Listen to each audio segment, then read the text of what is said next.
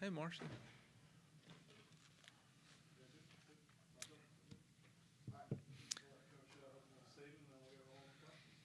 Yeah, first want to just say thank you to our fan base, the University of Missouri, our administration, everybody on this campus, our recruiting staff, our director of recruiting, our director of creatives, our director of player personnel, our coaching staff, their families, their wives, their kids. It takes an entire group of people aligned for our equipment staff, everybody in this building.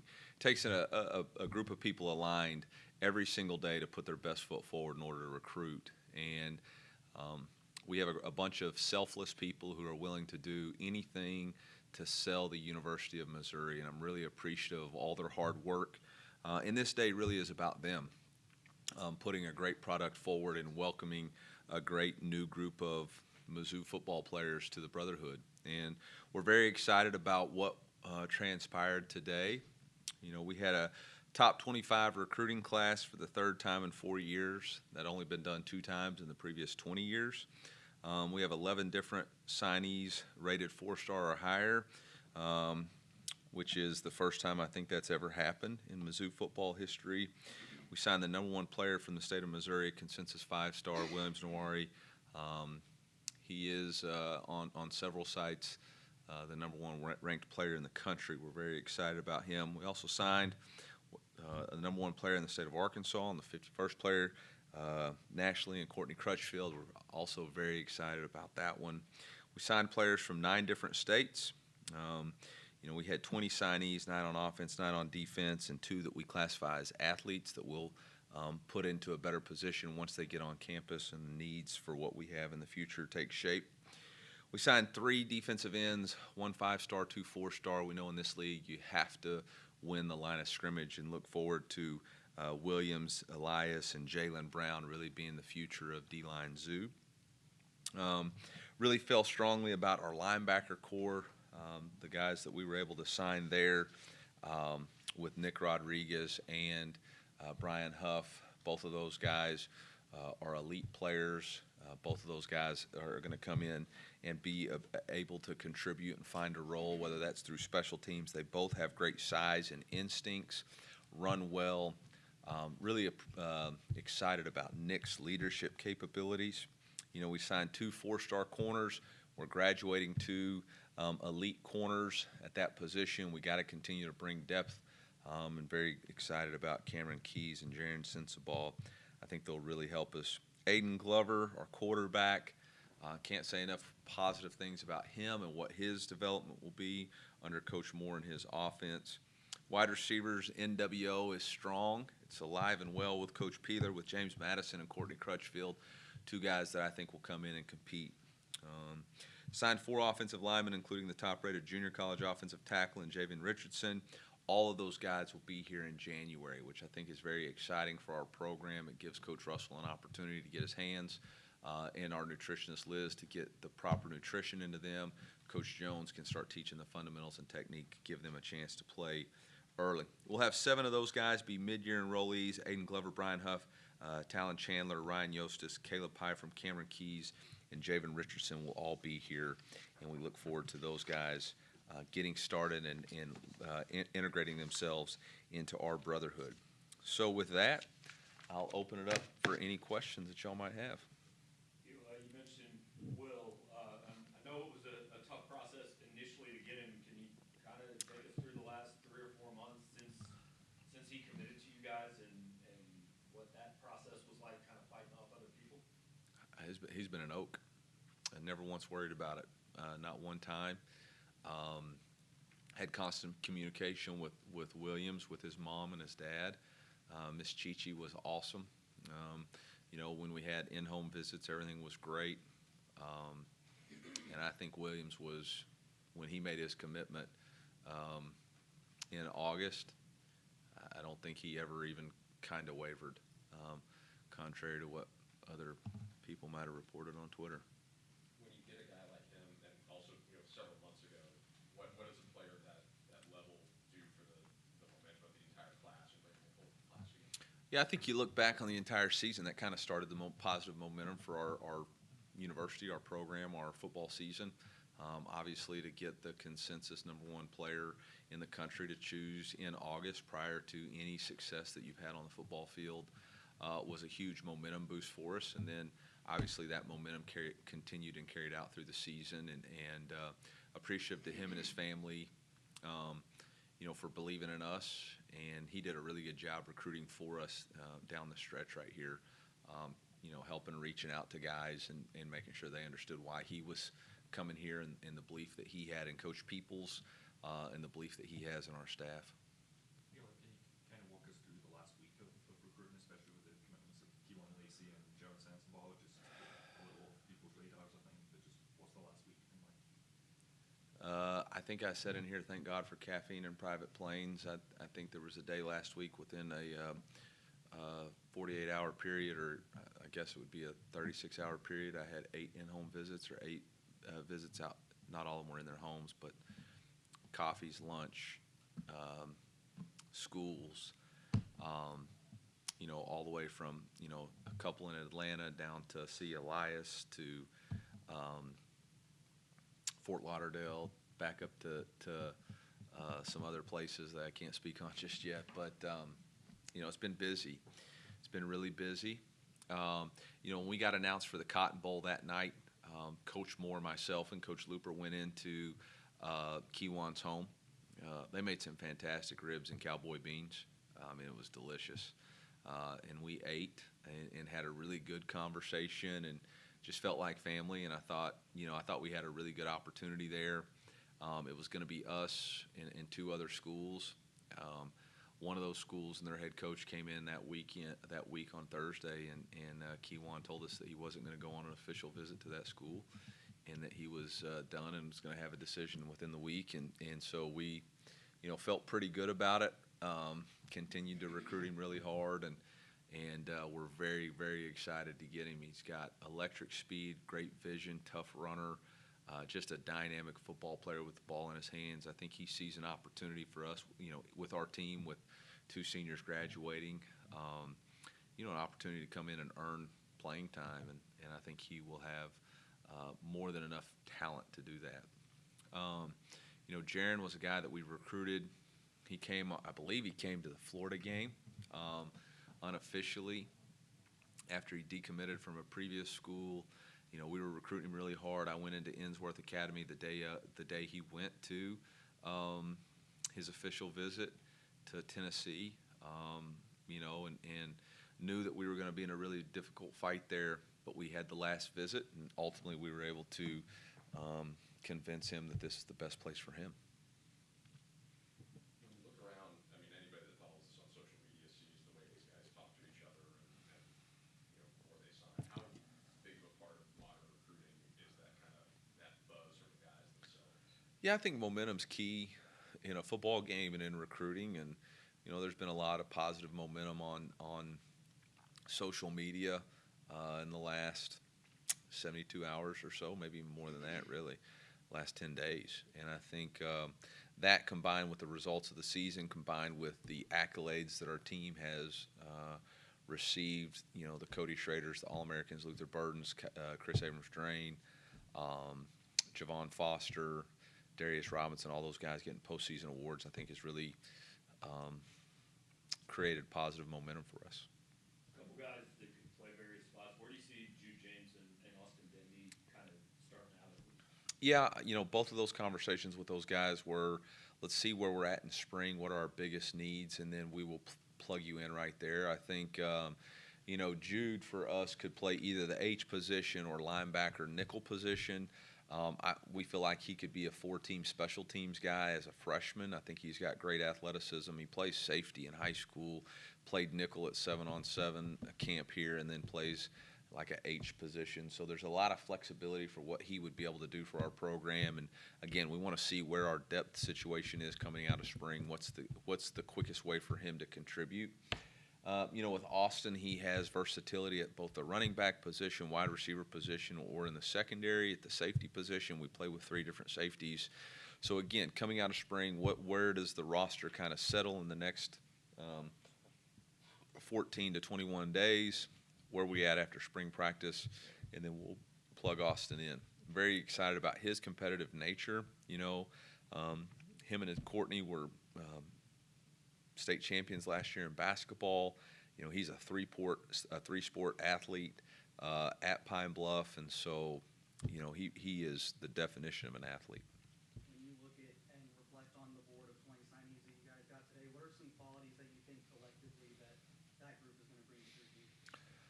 I think we talk a lot about our core values, and I think these are all guys that are really competitors. They all looked at Missouri as an opportunity to compete. They weren't afraid of the competition. They embraced the competition, not only the competition of the SEC, but the competition on our roster. They wanted to join the brotherhood. I think they had a lot of trust and respect, not only in the coaching staff, but the players on our team. I think they're going to be willing to do more than what anybody else expects out of them. They have something to prove. And they're great guys that we wanted to be around, them and their families. When they came on unofficial and official visits, we enjoyed being around each other, and I think that was the recipe for success in not only recruiting them, but them getting, joining our family, brotherhood.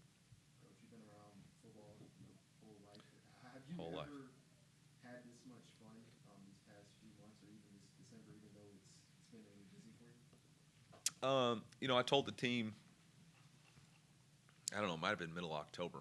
It's the most fun I'd ever had coaching football, and I really believe that. It was just the right mix right now. There's a lot of really good stuff going on within our program, within the players, and you don't take it for granted. I told the staff, don't take it for granted. It doesn't mean it's going to be like this forever. But, man, it's such a joy coaching guys like Cody Schrader and Xavier Delgado and Javon Foster and Bency Polgar and Marcellus Johnson and, Ryan Hendershot, Thicker Kicker, Chris Abrams-Drain, Chad Bailey, watching Tyron Hopper's journey, Ennis Rakestraw's journey, Marquise Johnson. It's been really fun coaching him, seeing him grow and develop as a true freshman, watching the freshmen play, the interactions that we get to have with the staff. It's been a really fun addition for us to add Kirby into the mix. Brandon Jones on our staff. Obviously, we get along really well with Coach Baker and the rest of those guys. So it's just been a real pleasure so far to coach. You can't take it for granted. We're obviously going to lose some guys after the bowl game to graduation and to NFL, and we'll have to start all over. Each year you start over. You got to recreate your identity. But for the next, 10 days, I'm going to really enjoy being around everybody.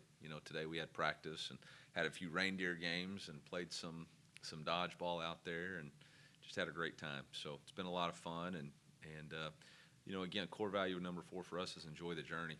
It's not about a destination; it's the journey that we're on, and a lot of really good people on this journey right now. Speaking of your coaches, Coach Moore, Coach Baker, what have they done in this year or 2 years that they've been here that's kind of helped this program grow the way it is now? I think it starts first with being uniquely them. When new people come, whether it's players or coaches, we ask them to be uniquely them but join us. And who they are individually is never going to supersede who we are as a team. But we want everybody to have their own individual identity, with that team-first mindset. And I think Blake does a really good job with that in his coaching style and relating to the players, but also demanding excellence. And I think Coach Moore's really done a lot of the same. Low ego, high output performance. There's a lot of things that he has brought from a value standpoint, from a schematic standpoint, from a game plan standpoint, while still holding on to some things that we as a staff believed in, in running the football and how we designed the run game. And he didn't flinch, he didn't complain, he didn't say, no, that's not how I want to do it. He just said, okay, let's figure this out together. And Blake did the same thing when he took over for Coach Wilkes. He didn't just throw away the playbook. He said, what's best for our players to learn? And I think that's an approach that's not always taken in football with coaches, and I think it served them both really well.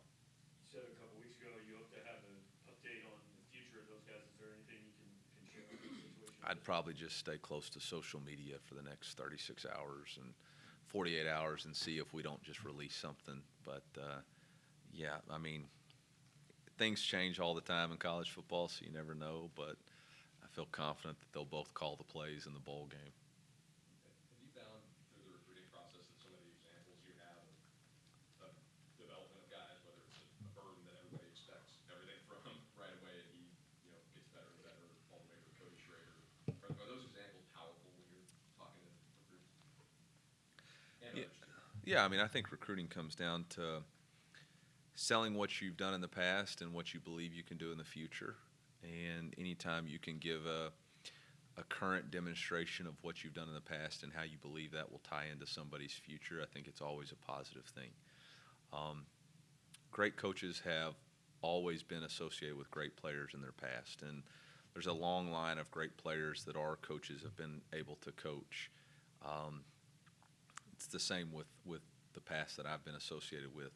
I've been very blessed to be around great players, and any time that you can show a demonstration of, hey, this is where they started and this is where they're at now, I think it creates buy-in. Eli, wearing the cotton bowl shirt, what's changed in maybe what you're selling to players and the way that you're selling it? No, I mean, not much, honestly. We still talk about the goal for our programs to chase two dreams, develop an elite edge, and play for championships. This year we were able to be a lot closer to that, and we can show a pathway of how we can compete for a college football playoff spot, which then means you're playing for a national championship. Again, just because we were, whatever we've done this year doesn't guarantee us anything towards next year, other than we have the capabilities. What we do next year, we're going to have to earn, and it'll start all over after the bowl game. I don't know if you're allowed to speak about transfers at this point or not individually. Yeah. You are. Yes, Okay. it depends. But the ones who have announced, I don't know if things have been signed. It all depends on if they've signed a SEC agreement and a financial aid agreement. So you could ask, and I would have the ability to deny or Right. say I can't talk I'm about it curious, yet. With Caden Green, if you can speak on him, just, the process and the importance of. Green and gold has always been one of those colors that's closely associated to me just because of where I'm from. The Alma Airedales were green and gold. So I have a lot of love for the color green. But I'm not able to discuss anything related to a player as of right now. After adding these guys, then obviously the portal's open for a while, just big picture, what's left, what are you looking at position-wise, anything like that? Yeah, we still have a few positions of need moving forward. I'm not going to be a billboard for advertisement. I think our coaching staff knows what we're looking for. The number one thing we're looking for is the right fit for the Mizzou Brotherhood. Guys who are going to come in, be uniquely them, but join us. Guys who want to be a part of an elite edge program, who are willing to compete on a daily basis to be the very best version of themselves. If we can find one of those players who are going to add value to our roster, we will look to add them. But we're not desperate for any position right now. I feel like with this signing class that we have, with the additions that have made commitments to us so far, and with the returning players that we have, I think the future of Mizzou football is very bright. A little bit about Ohio State, just schematically, what it do, offense, defense that you guys have to, be aware of, especially with some of the guys they've lost to the transfer portal. Yeah, I'll give you a quick teaser on that, and then I think maybe we do a Ohio State press conference when we're down there. Yeah. Obviously, again, Ohio State's a very talented football team. They are a blue blood program with elite players on just about not just about, in every aspect of their program. Regardless of who's left and who's there, Coach Day and his staff do an excellent job schematically and player development. It's going to be a very difficult contest for us. I haven't paid attention to their coming and goings, other than I know that their quarterback, has transferred out. Other than that, I've been so focused on our preparation and our recruiting that I haven't spent a ton of time knowing exactly what they're going to do. I feel good about our preparation so far. It's going to be more about our ability to react and defend what they're going to try to do with a new quarterback than maybe a attacking their style of play because, again, we don't know what they're going to try to do offensively. I think there's 76 plays on the season that is it Brown has played quarterback number 33. I've watched all those. There's a variance there from play action pass, drop back pass to quarterback run. They did bring him in the red zone to do a quarterback run package, so I anticipate something similar to maybe what Florida did in the fourth quarter with their quarterback. On the defensive side of the ball, they're one of the best defenses that we've played against all season, if not the best. They've held 9 opponents to 12 points or less. I think they're top 5 in just about every major statistical category and top 10 in all statistical categories except for maybe red zone touchdowns because there's not very many people that have got into the red zone. They've got elite players at the line of scrimmage. They've got elite players at linebacker and in the secondary. So we're going to have to really focus on what we do. We have to win the lines of scrimmage on both sides of the ball to even have an opportunity in this game. And so that's our mindset. How do we win in the trenches? And it's going to be a really difficult task. I know that. But that's what you sign up for when you play in the Cotton Bowl. If we're able to, I know you couldn't talk about Katie Green, but maybe Mark Scarrow and Toriano Pride, have they signed the documents? I don't believe that one of those two is signed. So what I would actually let's just we'll do another press conference for transfers maybe whenever that's a little bit more finalized. But we're excited about some of them. We're good? Thank you. Appreciate you. Thank you.